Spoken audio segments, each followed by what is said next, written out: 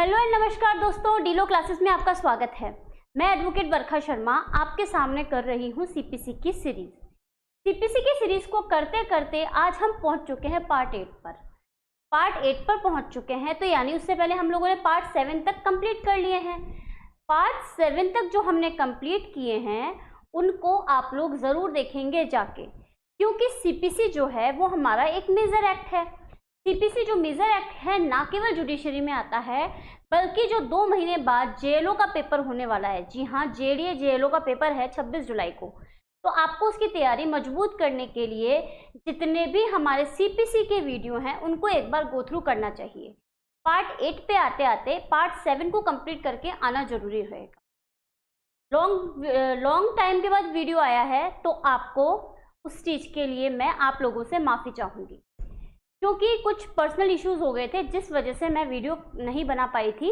इसलिए हमारी जो सीपीसी की सीरीज़ है वो अधूरी रह गई है। तो आप लोगों को क्या करना है, इसको कंटिन्यू करने के लिए पार्ट 7 तक देखना है। जिन लोगों ने देख रखे हैं वो एक बार फास्ट रिवीजन देख सकते हैं, इसका स्पीड बढ़ा के देख लीजिए। और जिन लोगों ने अभी तक देखना शुरू नहीं किया है वो पार्ट 1 से पार्ट 7 तक आएंगे और फिर आके पार्ट 8 को देखेंगे। पार्ट 8 जो हमारा है वो एक छोटा सा पार्ट है, यानी सीपीसी का एक छोटा सा पार्ट है, लेकिन एक इम्पोर्टेंट पार्ट है, इम्पोर्टेंट रोल प्ले करता है सीपीसी के अंतर्गत।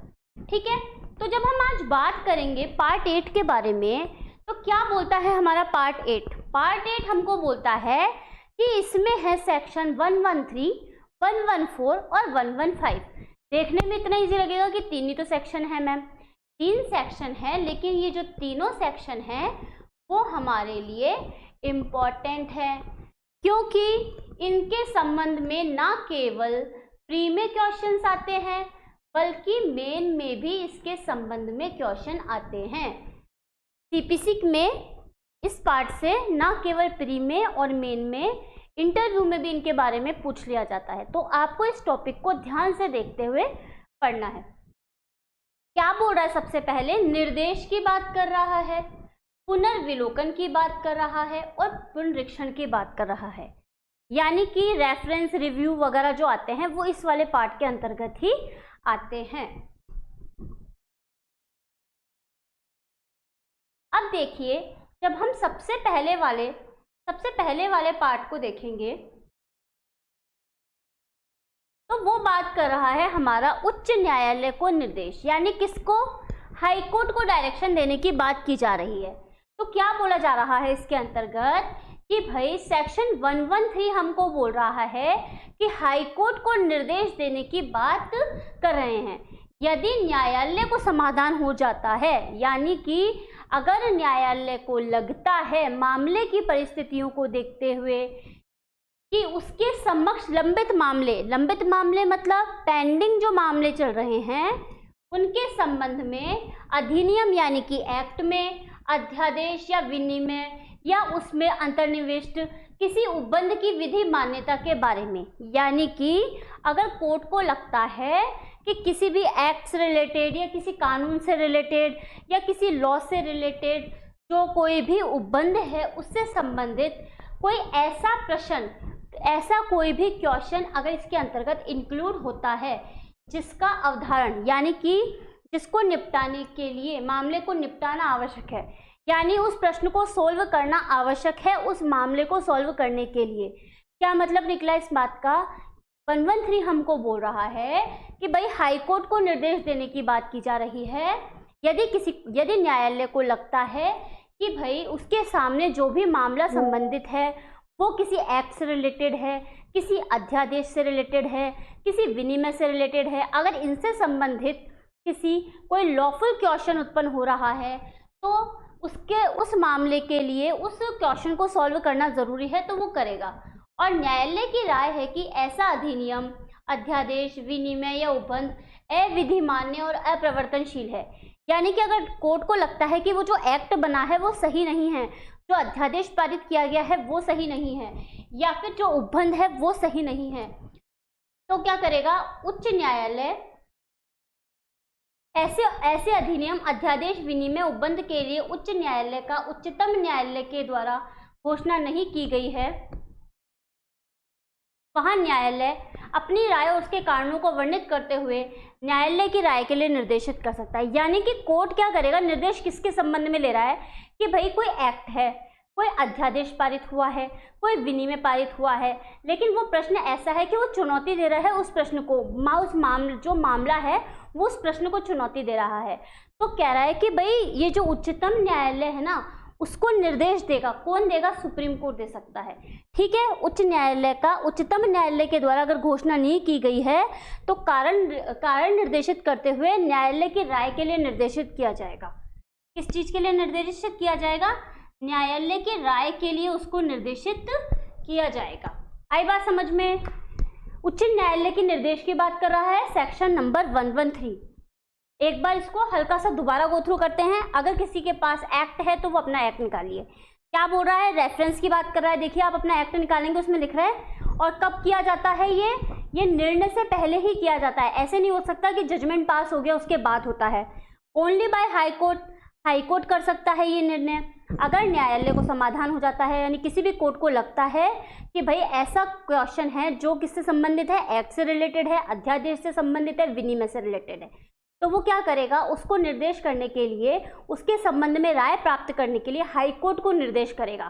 ठीक है, हाई कोर्ट क्या करेगा, फिर उस मामले में अगर उसको लगता है कि भाई इस तरीके का प्रश्न है तो वो अपनी राय उसको दे देगा। और अन्य मामले में क्या होता है, सुप्रीम कोर्ट भी ऐसा कर सकता है। ठीक है, ये हमको इसका ओवरव्यू मिला है सेक्शन 113 का। और कब किया जाता है ये? जजमेंट से पहले।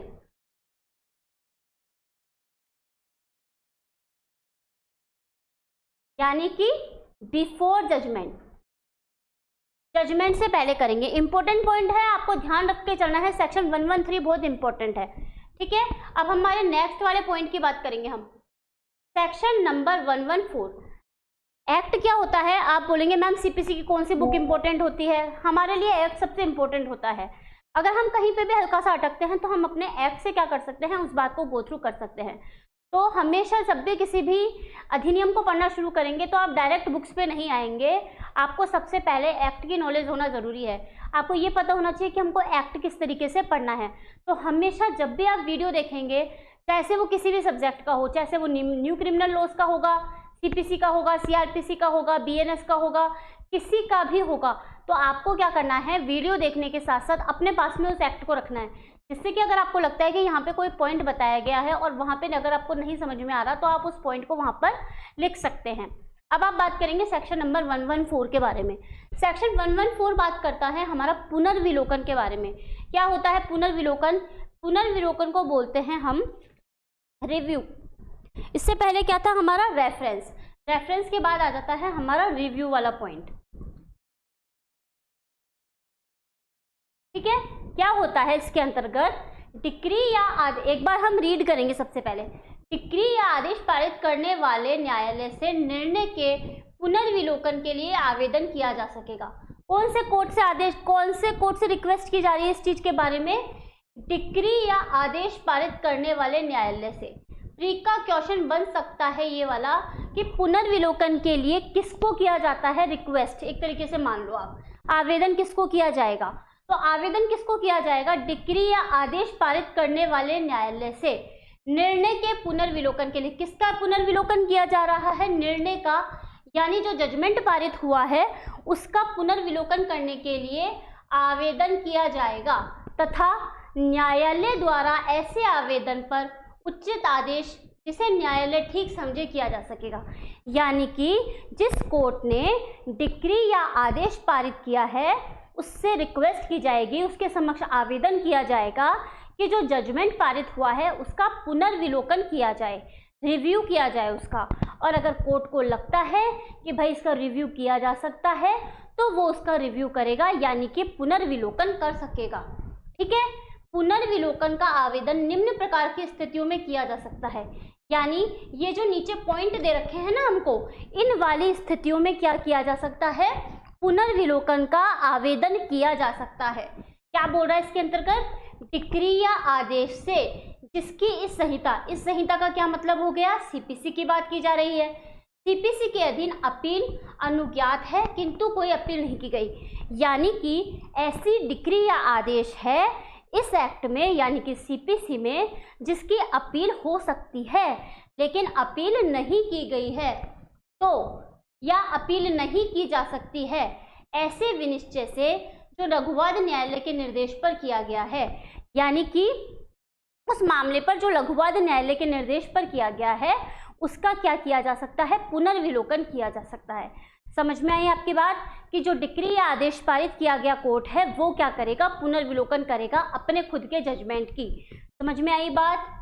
इसके लिए क्या करेंगे, आवेदन किया जाएगा कि भाई हम रिव्यू करवाना चाहते हैं, हमारा जो जजमेंट पास हुआ है हम उसका रिव्यू करवाना चाहते हैं, तो उसके लिए आपको क्या करना पड़ेगा, आवेदन दायर करना पड़ेगा। नेक्स्ट बात देखिए, अब पुनरीक्षण लास्ट सेक्शन है पर इम्पोर्टेंट है। 113 भी हमारे लिए इम्पोर्टेंट था, 114 भी हमारे लिए इम्पोर्टेंट है और 115 भी हमारे लिए इम्पोर्टेंट है। 115 कहता है पुनरीक्षण। पुनरीक्षण को क्या कहते हैं, रिवीजन कहा जाता है।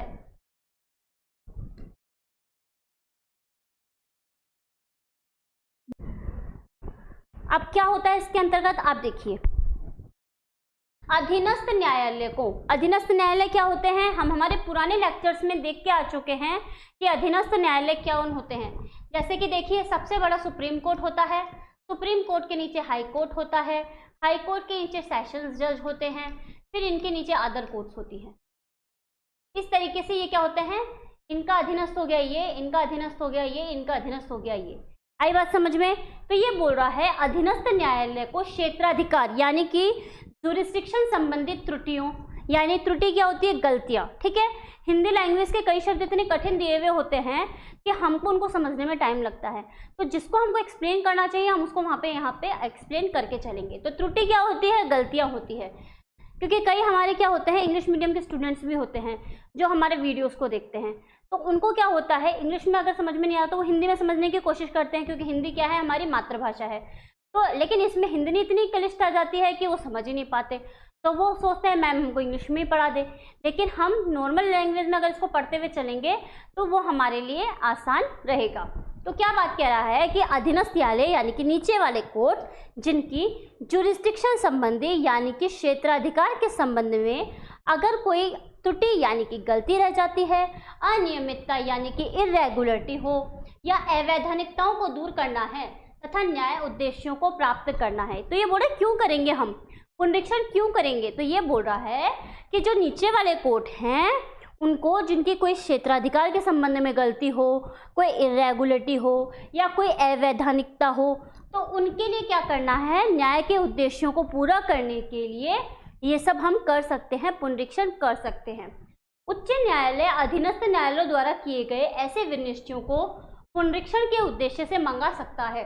देखिए क्या बोल रहा है यहाँ पे, यहाँ तक देखिए आप, ये बोल रहा है कि जो हाई कोर्ट होता है वो अपने नीचे वाले कोर्ट से ऐसे विनिश्चयों का यानी ऐसे मामलों को सोल्व करने के लिए क्या कर सकता है, पुनरीक्षण करने के लिए अपने पास में मंगा सकता है, जिनकी अपील नहीं होती, जिन्हें देखने से प्रतीत होता है। कौन से मामले होते हैं ऐसे, जिनकी अपील नहीं हो सकती और जिनको देखने से लगता है, क्या लगता है, जिनको देखने से लगता है कि अधीनस्थ न्यायालय के द्वारा यानी कि निचली कोर्ट के द्वारा ऐसी अधिकारिता यानी इस तरीके के जुरिस्डिक्शन का यूज किया गया है जो विधि के द्वारा निहित नहीं है, यानी कि नीचे वाली कोर्ट के द्वारा इस तरीके के क्षेत्राधिकार को यूज किया गया है जो उन्होंने विधि ने उनको नहीं दिया। यानी कि मान लीजिए जिसको अधिकारिता है, जिस कोर्ट को अधिकारिता है कि वो 25,000 तक के मामले सुनेगा, अगर वो 50,000 के मामले सुन लेता है तो उसको विधि ने अधिकारिता नहीं दी है कि भाई वो उस तरीके के मामले को सुनेगा।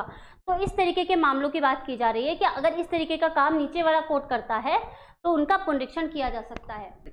अधीनस्थ न्यायालय के क्षेत्राधिकार का प्रयोग करने में असफल रहा जो उसमें निहित है, यानी कि जो निचला कोर्ट है वो उस अधिकारिता का प्रयोग करने में असफल रहा जो उसको दी गई है। सबसे पहला पॉइंट क्या बोल रहा था, अधीनस्थ न्यायालय द्वारा ऐसी अधिकारिता का प्रयोग किया गया जो कि उसे नहीं दी गई है। किसने नहीं दी, विधि ने नहीं दी है। सेकंड वाला प्रयोग कह रहा है कि अधीनस्थ न्यायालय क्षेत्राधिकार यानी जो उसको जुरिस्डिक्शन दिया गया है उसको यूज करने में वो असफल रहा है। ठीक है, ये वाला पॉइंट हो गया हमारा और ये वाला पॉइंट भी हो गया। इसके बाद बोल रहा है ऐसे अधीनस्थ न्यायालय ने अपने अधिकार क्षेत्र का प्रयोग करते हुए अवैध रूप या भौतिक अनियमितता के साथ कार्य किया है। यानी अवैध रूप से, रूप होगा ये रूप से, ठीक है। ऐसे अधीनस्थ न्यायालय ने अपने अधिकारिता का यानी अपने जुरिस्डिक्शन का यूज करते हुए अवैध काम किया है या भौतिक अनियमितता के साथ काम किया है। भौतिक अनियमितता क्या हो गई कि वो इरेगुलरिटी के साथ क्या कर रहा है, काम कर रहा है। इसके बाद बोल रहा है लेकिन उच्च न्यायालय विनिश्चित वाद पद को तब तक नहीं उल्टेगा न परिवर्तित करेगा। यानी कि हाई कोर्ट उस मामले को, उस मैटर को तब तक नहीं पलटेगा, तब तक उसका रूप परिवर्तित नहीं करेगा। कब तक? जब तक समाधान नहीं हो जाता। यानी कि जब तक हाई कोर्ट को नहीं लगता है, क्या नहीं लगता कि भाई ऐसे वाद पद या आदेश पुनरीक्षण करने वाले पक्षकार के पक्ष में पारित किया गया होता तो मामले का अंतिम रूप से निपटारा हो जाता। यानी कि जब तक हाई कोर्ट को ऐसा नहीं लगता कि ऐसे वाद पद का या आदेश का यानी ऑर्डर का पुनरीक्षण करने वाले पक्षकार के पक्ष में पारित किया गया है और मामले का अंतिम रूप से निपटारा हो जाता, तब तक ऐसा वो नहीं कर सकता। पुनरीक्षण ऐसे मामले में होता है जिनमें अपील नहीं की जा सकती।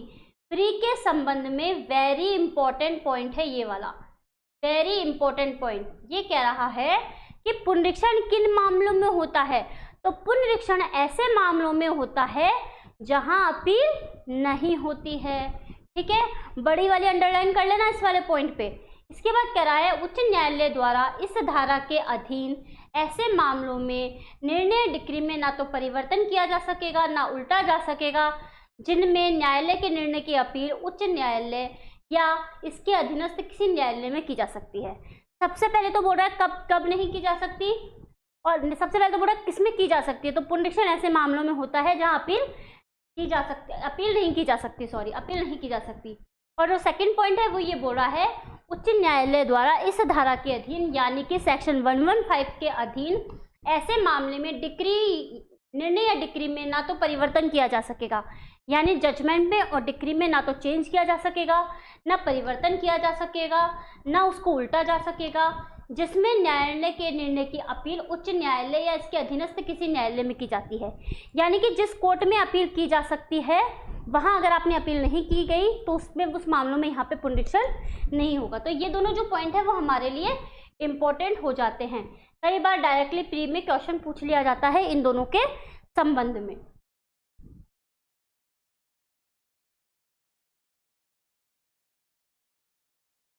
तो ये था हमारा रेफरेंस रिव्यू। ठीक है, क्या क्या पॉइंट है इसमें, रेफरेंस रिव्यू एंड रिवीजन।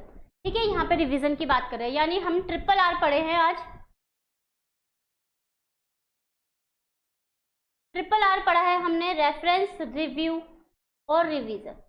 ठीक है, इंपॉर्टेंट पॉइंट है हमारे लिए। आप लोगों को ज़रूर इस लेक्चर को देखना चाहिए, ज़रूर इस लेक्चर को शेयर करना चाहिए। जिन लोगों ने अभी तक अपनी स्टडी स्टार्ट नहीं की है, अभी आरजेएस की वैकेंसी नहीं आई है, लेकिन आप लोगों के पास मौका है कि सीपीसी के लेक्चर्स आपको अवेलेबल मिल रहे हैं यूट्यूब पे, तो आपको आज ही इनको गो थ्रू करना चाहिए। और जिनका जेएलओ जेडीए का एग्ज़ाम है उनको तो ये वीडियोस ज़रूर देखने चाहिए। तो आप अपने मित्रों को आज ही इसको शेयर कर दीजिए कि एक अच्छे लेक्चर्स आप लोगों के लिए अवेलेबल है, तो उनको आज से ही देखना शुरू करना चाहिए। अब तक जो देरी हुई है, बहुत दिन से वीडियो नहीं आए, उनके लिए मैं आपसे माफ़ी चाहूँगी।